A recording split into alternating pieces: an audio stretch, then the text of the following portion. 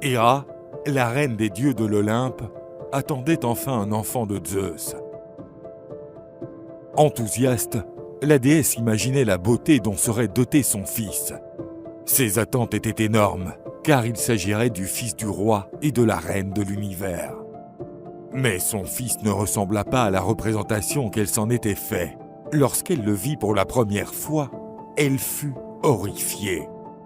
C'était un enfant poilu aux formes rudes, à la peau foncée, couverte de suie, qui devenait encore plus laid lorsqu'il pleurait.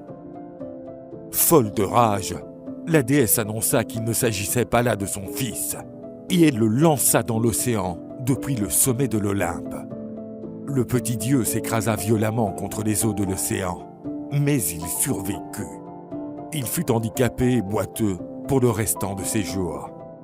Héphaïstos fut sauvé par la divinité marine Thétis, qui s'attacha très vite à l'enfant, contrairement à la déesse Héra. Thétis l'emmena sur l'île de Lemnos, où il grandit en jouant au milieu des volcans. Dès son enfance, Héphaïstos développa un don inégalé pour l'art de la métallurgie. Grâce à la chaleur des volcans, il forgea les armes les plus puissantes et les bijoux les plus précieux.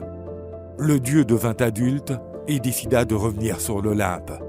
Il avait fabriqué un magnifique trône d'or pour sa vraie mère, la déesse Héra.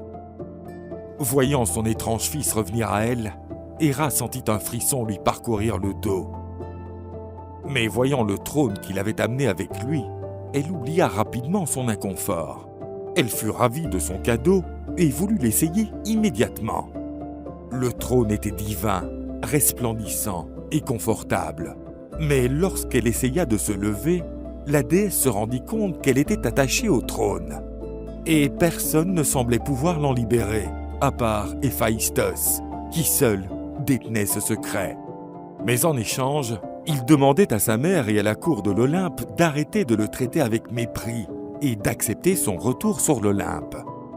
Ressentant de la honte, la déesse accéda à sa requête et fut libérée. Elle commença alors à le traiter avec le respect qui lui était dû. Pour terminer, Héphaïstos formula une dernière demande qui surprit tous ceux qui étaient présents. Il souhaitait obtenir la permission d'épouser Aphrodite, la plus belle des déesses. Zeus se rendait compte qu'à cause de sa beauté prodigieuse, Aphrodite attirait les passions parmi les êtres de l'Olympe. Tôt ou tard, des conflits apparaîtraient.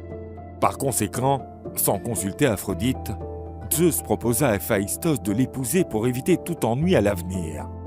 Par la suite, le jeune Héphaïstos fut respecté en tant que divinité de premier plan. Le dieu avait des talents de forgeron sans pareil. Parmi ses travaux les plus réussis, on trouve les sandales d'Hermès, l'armure d'Achille et l'arc et les flèches d'Éros. C'était un artiste divin.